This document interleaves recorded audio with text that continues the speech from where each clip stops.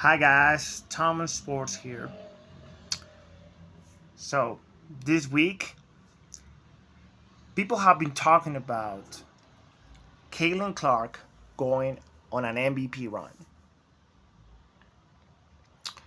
So,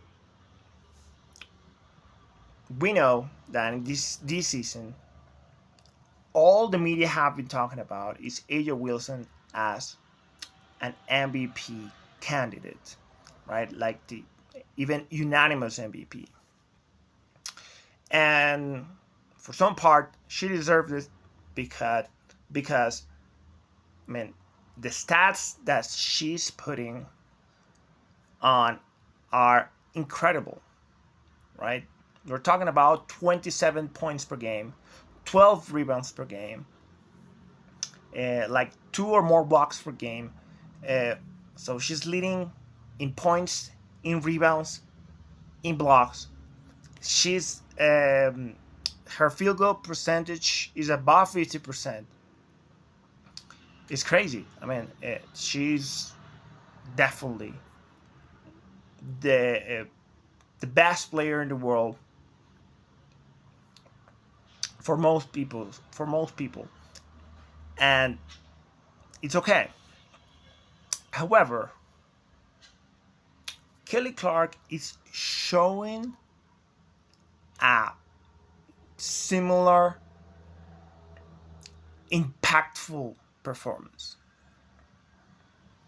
especially after that first quarter of the season, which is was horrible for the Fever, right? And Caitlin Clark was playing horrible too, right? A lot of turnovers and not producing as as a superstar level player that you need to be in order to be in the conversation on MVP, of course, right? So she was not even.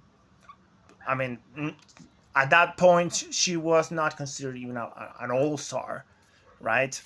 But after that, the Fever started to get better, and she started to get better. She got to the All-Star game, yes, mostly for votes, but she had the performance of an All-Star, and she continued to get better, and now she's putting numbers, crazy numbers, right? And probably she's gonna break the assists, right? The record of most assists in season is very possible because she needs to average 7 assists per game in the last 12 games, and she's already averaging around 9 assists per game. So it's totally possible, right? Now, in terms of MVP, Aja has the media, right? Supporting that, right? Everybody's just talking about Aja Wilson. Aja Wilson is so crazy. And as I said, she deserves it up to a point, right? She's the best player in terms of stats and things, right? She has a record in her favor too, right? Because the Aces are number 5 right now in the league. We're talking about uh, uh, at this moment. This is the 22nd of August, right? They were at some part of the season, right? Uh, they were number 4.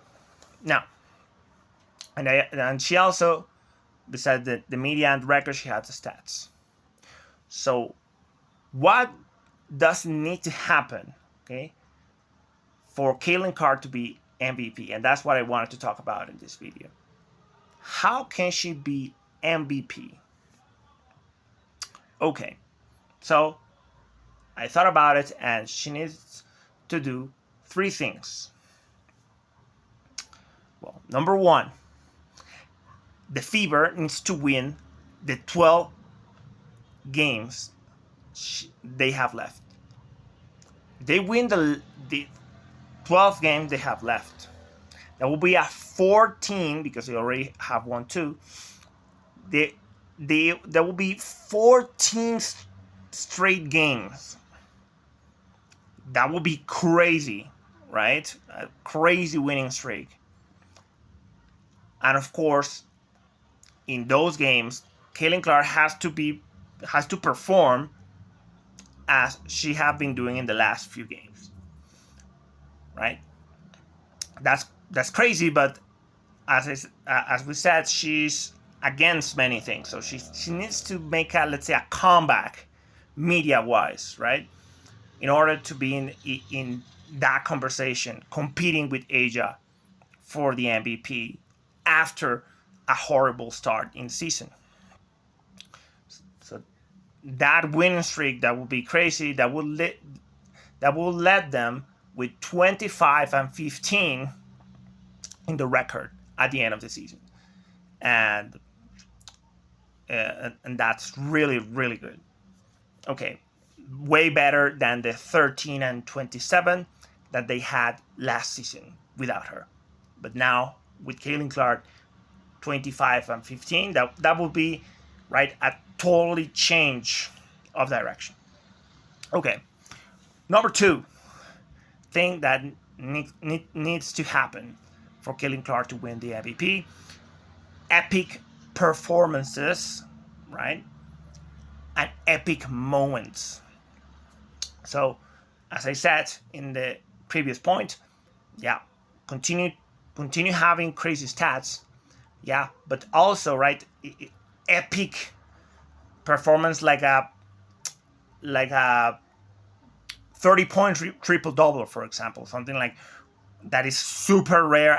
I don't even know if that have ever happened in the WNBA, but I imagine it had happened. I have not made that research, but triple doubles in general in the WNBA are very rare. That I know. And to have a 30-point triple double, that would be crazy. And of course, in a winning game. And also, if you combine that with epic moments, let's say she's playing the Aces that she's gonna play next week. The game is tied or very close, right? Anybody's game, and then she makes a 3-pointer to kill the game, to close the game. That would be, right, epic, right? Everybody, that would be in everybody's mind. That could change the media's narrative. That could change how people see the MVP race right now. And finally, the last point is the Fever, right, winning those 12 games, right? 14 games in a row. They need to finish above the Aces. So right now, the Aces are 17-10. They have 13 games left for the season. So, in order for that to happen, for the Fever to be above the Aces